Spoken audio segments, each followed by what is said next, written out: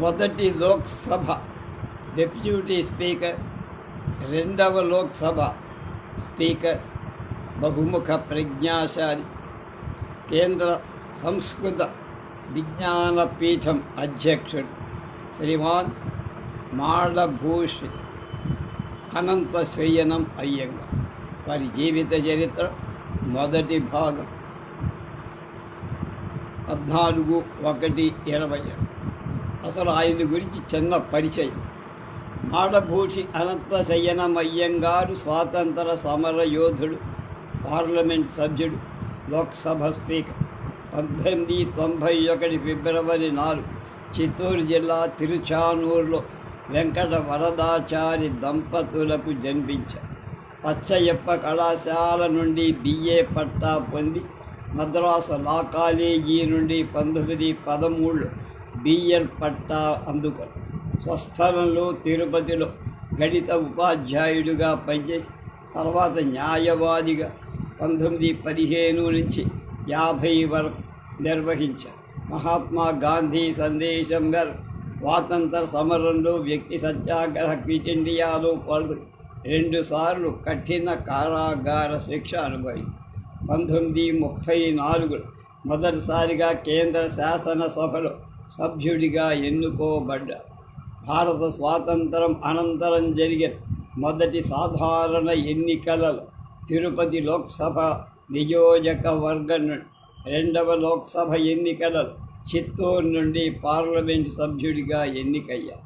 1948లో మొదటి లోక్సభలో డిప్యూటీ స్పీకర్గా, 1956లో స్పీకర్గా ఎన్నుక. మొదటి లోక్సభ స్పీకర్ మౌలంకర్ అని ఆయన కూడా చాలా గొప్పవారు. అలాగే 1962లో బీహార్ గవర్నర్గా నియమితులై 67 వరకు 5 ఏళ్ళు ఆ పదవి. కేంద్రీయ సంస్కృత విద్యాపీఠానికి అధ్యక్షుడు. 1956లో ఎన్నుకోబడి చివరి దాకా ఆ పదవిలోనే ఉన్నారు. బహుముఖ ప్రజ్ఞాశాలి అయిన ఆయన 1978 మార్చి 19 తిరుపతిలో పరమపదించారు. 44/6 106 ఏళ్ళు ఉన్నట్టున్నారు. ఇతనికి కుమార్తె పద్మా సేత్ ఢిల్లీ బాలభవన్ అధ్యక్షురాలుగా, మహిళా కమిషన్ సభ్యురాలుగా, సుప్రీంకోర్టు న్యాయవాదిగా, యూనిసెఫ్ సలహాదారుగా ఆయన కుమార్తె పనిచేస్తారు.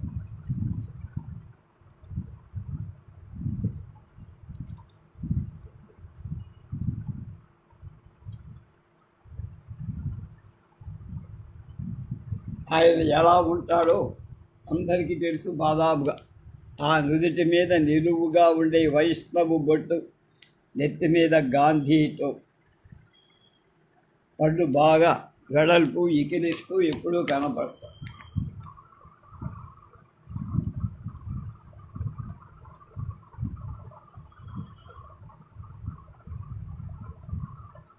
అధ్యక్ష మహోదయ, మా అమ్మకు శ్రద్ధాంజలి ఘటిస్తూ మాడభూషి అనంత అయ్యంగార్ జీవిత చరిత్ర. రచయిత్రి SK మంగమ్మాళ్ అంటే ఆయన కుమార్. తెలుగు విశ్వవిద్యాలయం ఆర్థిక సహాయంతో ఈ పుస్తకం ఆవిష్కరింపబడింది, బయటకు వచ్చి. ఉపోద్ఘాతం ముందు మాట. శ్రీయుతులు అనంత శయనం అయ్యంగారు రాజకీయ రంగంలో అయ్యంగారు అని పిలువబడేవారు. వారికి ఏ విధమైన ప్రశంసయో, జీవిత చరిత్ర రాయడమో నచ్చదు. అలాంటి ప్రభుత్వం కూడా వృధా అని తన సొంత విషయాలను స్వయంగా వివరించటానికి అయిష్టత చూపారు. అది వారు ఆ జీవితం చేపట్టిన ఒకటే ఆయుధం. వారి మరణానంతరం కూడా ఎలాంటి పత్రాలు, లేఖలు, చివరికి వంశవృక్షం దొరకకపోవడం చేత వారి సంస్మరణ జీవిత విశేషాలతో వర్ణించాల్సిన చోట వారికి చాలా ఇబ్బంది పడాల్సి వచ్చి, వారి సన్నిహిత బంధువులు వారిని గురించి కొద్దో గొప్ప తెలియకపోదనుకోండి. వారి స్వంత జీవితంలోని కొన్ని సంఘటనలు వారి కుమార్తెలకు జ్ఞాపకం ఉన్నంత సందర్భాలు వారి గురించిన అభిప్రాయాలే మిగిలి అని ఇవన్నీ కేవలం సామాజిక నైతిక వ్యక్తిగతమైనవే.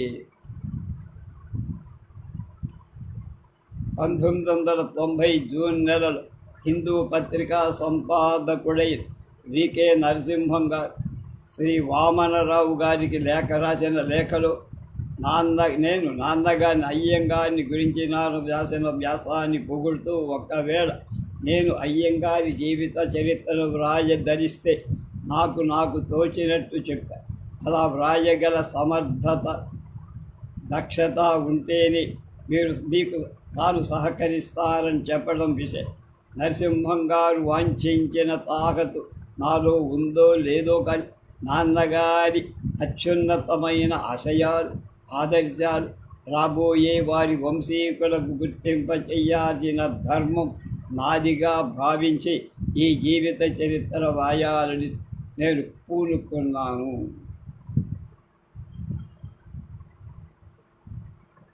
ప్రప్రథమంగా అనంతశయ్యం గారి వంశవృత్తాంతం, పారంపరిక జీవితం, బాల్యం, విద్యాభ్యాసం, కుటుంబం, కుటుంబీకులు, వారికి సంబంధించిన ముఖ్య విషయాలు, వారి ఉన్నత కళాశాల జీవితం, ఉద్యోగం, రాజకీయ రంగ ప్రవేశం, ఉపాధ్యక్ష అధ్యక్ష పదవుల నిర్వహణ, లోక్సభ, డిప్యూటీ స్పీకర్, జీవితాంతం దేశ సంస్కృతి అలాగే నైతిక విలువలకై పోరాటంలో పరిచయమైన దేశనాయకు, మిత్రుడు తదితర సంబంధమైన అంశాల గురించి విశదీకరించే ప్రయత్నిస్తారు.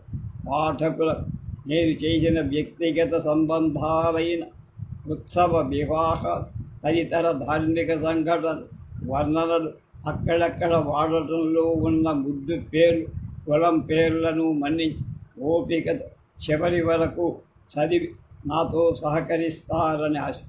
ఈ పేర్ల మార్పులు మన అలవాట్ల యుగాలుగా మన సమాజంలో చోటు చేసుకున్న నిరూపించటానికే నేను ఈ కలం పట్టానని వాళ్ళ అబ్బాయి అనుకోడు.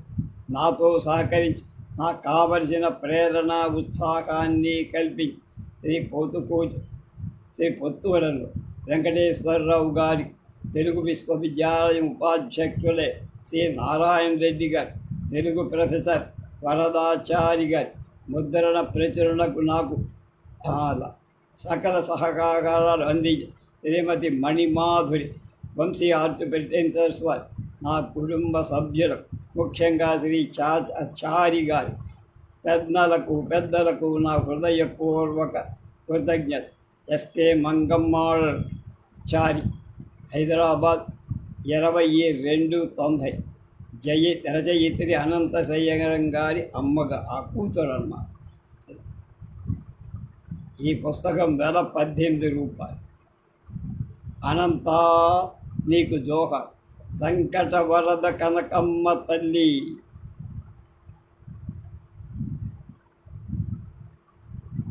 పుణ్య దంపుదల నోముల పంటవై విద్యార్థి దశలోనే తరుణ కాంతితో వికసి పండిత మండిత లోకంలో వెలుగొంది విద్వత్ మార్తాండ. అనంతా నీకు జోహర్.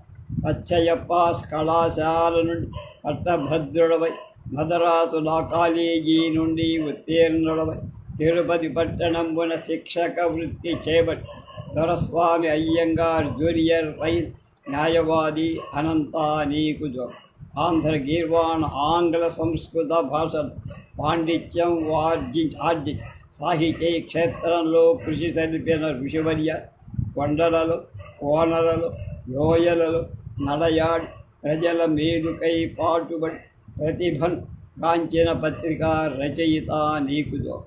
రాజకీయ ప్రతిభనార్జి విధానసభ, లోక్సభ సదస్సులపై అధ్యక్ష పదవి నొందే పరిపాలనా దురంధర, మృదుభాషి, విజ్ఞానంతో కూడిన విషయ సంపన్న. అనంత నీకు జోహర్. అధ్యక్ష పదవి ద్రోణాచార్యులను స్ఫురింపజేసి వాక్చాతుర్యంలో అధికార మార్గాన్ని దేశ విదేశాల్లో మెప్పి ఒప్పించి కీర్తి శిఖరాన్ని అధిరోహించి భారత సంస్కృతి మెరుగు తెచ్చిన అమృత హృదయ అనంత నీకు జో.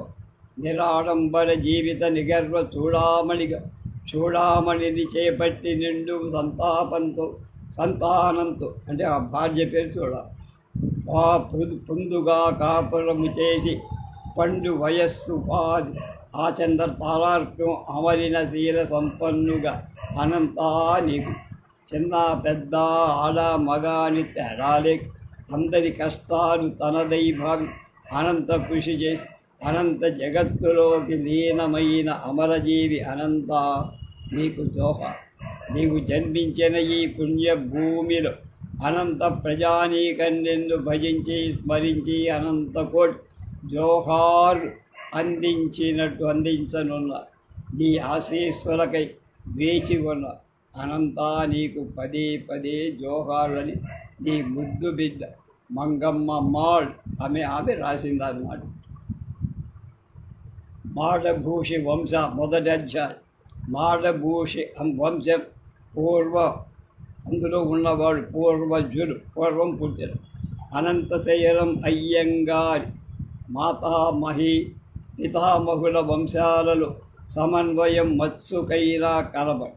అయితే వారిద్దరూ చిత్తూరు జిల్లాలో జన్మించారని వైష్ణవ సంప్రదాయానికి చెందిన వారని విని అనంతశయనం గారి ముత్తాత తల్లి వైపు సనాతన ధర్మ ప్రవక్త ఆదర్శజీ.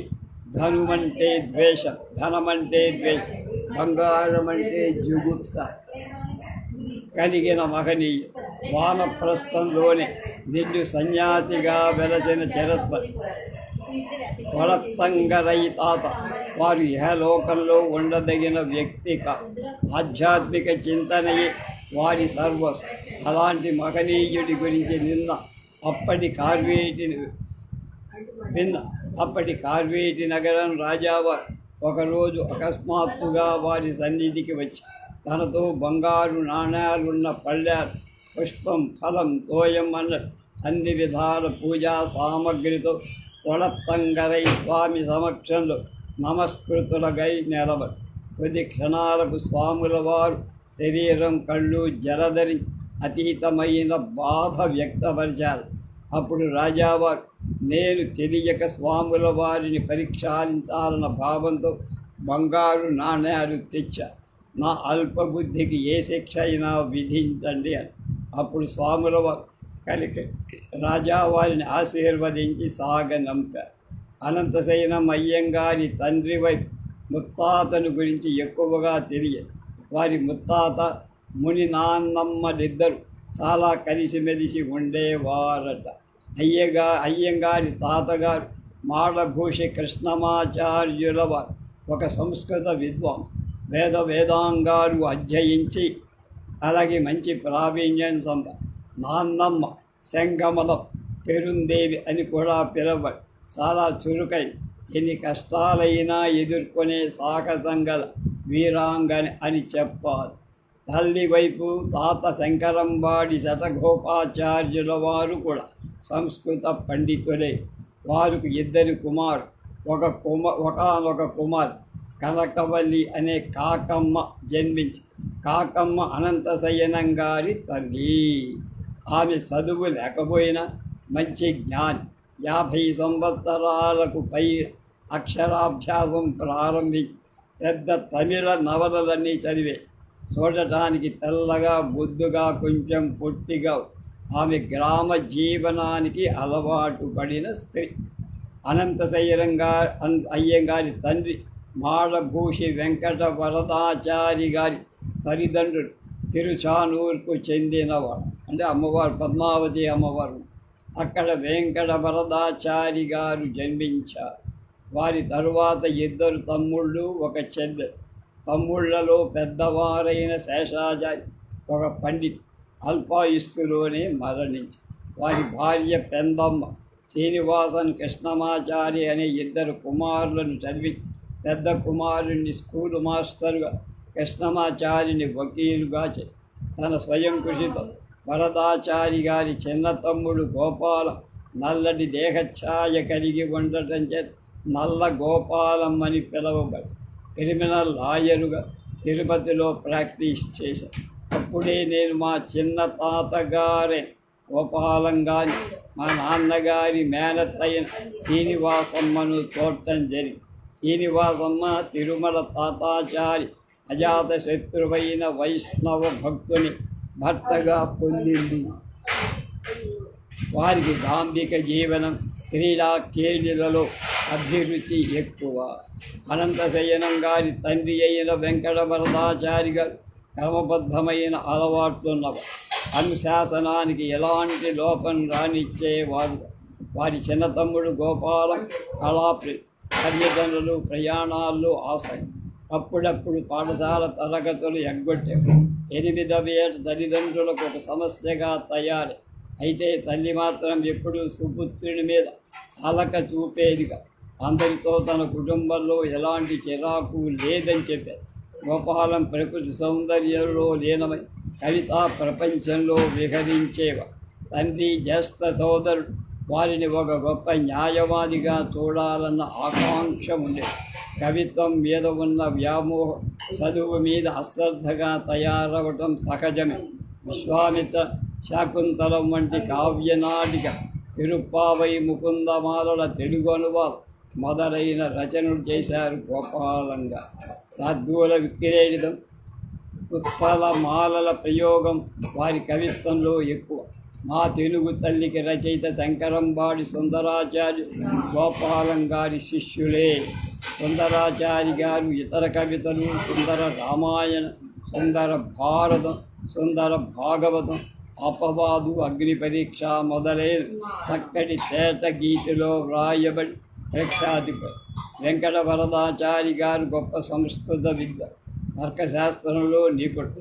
కార్వేటి నగరం, వెంకటగిరి సంస్థానాల్లో పండితులు తర్క చర్చకు పూనుతారు. తన భావమర్ది అయిన శంకరంబాడి కృష్ణమాచారితో తర్కాన్ని గిగితే పొద్దు పోవడమే తెలియదు. తిరుపతి గోవిందరాజస్వామి ఉత్సవం ఒక భాగంగా వెంకటవరద పండితులు, సంస్కృత ఉపన్యాసాలు, కర్ణాటక, కేరళ నుండి వచ్చిన విద్వాంసులతో సంస్కృత సాహిత్య తర్క శాస్త్రాలలో పాండిత్య ప్రదర్శన పోటీలు జరిగి ఆచార్య కులం నుండి ప్రశంసలు పొందారు. వెంకట వరదాచారి గారు చాలా ప్రఖ్యాతి పొంది. ఈ ఖ్యాతి కేరళకు వ్యాపించి ఆ దేశపు మహారాజు గారి ఆస్థాన కవి సామ్రాట్టుగా పదవి స్వీకరించి ఆ స్వయంగా మహారాజా వారు వెంకట వరదుడికి వీర కంకణం బహుకరించి, అంటే అనంతశైలం గారి తల్లికి 3 సంవత్సరాల భార్య కనకం పెద్ద కుమార్ రంగనాథుడితో కేరళలో గడిపారు. వెంకట వరదుడు కనకమ్మ గారు వారిని ఏకసంధాగ్రాహి అనేది, అంటే ఒక్కసారి పుస్తకాన్ని చదివారని ఆది నుండి అంతం వరకు కళ్ళు మూసుకొని వర్ణించేవారు. వారి జ్ఞాపక శక్తి అమోఘం. వారు భారతదేశం పూర్తిగా కాలినడకలోనే ప్రయాణం చేసి క్షేత్ర సందర్శన నేపాళీ దేశం కూడా పర్యటించారని, అక్కడి మహారాజ్ వారి పాండిత్యాన్ని ప్రశంసించి గండభేరుండం తొడిగించారని మా నాన్నమ్మ కనకమ్మ చెప్పారు. 22 ఏళ్ల వయస్సులోనే అంత గొప్ప పాండిత్యం సంపాదించడం చాలా అరుదైనవి. దేశాంతరాలలో సంస్కృత ప్రతిభను వ్యాపింపజేసిన హైందవులలో అగ్రగణ్యుడు. మాడభూషి వంశాన్ని కీర్తిని తెచ్చిన మహామనిషి అనంతశయనం గారి తండ్రి. వారిని సత్కరించడానికి కేరళ మహారాజా వారి అన్ని సౌకర్యాలు కలిపి ఆస్థాన విద్వాంసులు కానీ 3 ఏళ్ళు కేరళ వాస ఆనంద ఉత్సాహాలతో నిండిందని కనకమ్మ గారు చెప్పగా, కేరళ స్త్రీల వేషభాష వారిని నవ్వించేదని. నవ్వితే ఆ స్త్రీలు, ఏమీ నీకు ఆడ మగ తోబుట్టువులు లేరా, ఎందుకు నవ్వుతావు అనేవాళ్ళ. తిరువనంతపురంలోని త్రివేంద్రమంటాం ఆరాధ్య దైవమైన అనంత పద్మనాభుడు ఉన్నాడుగా. అనంత పద్మనాభుని అనుగ్రహం వల్ల కనకమ్మ తల్లి గర్భం పొంది ప్రసవానికి తిరుచానూరు రావాల్సి వచ్చి వెంకటవర్ధుడు కేరళ ఉద్యోగానికి స్వస్తి చెప్పారు. 2వ అధ్యాయం అనంతశయనం గారి బాల్యం రేపు.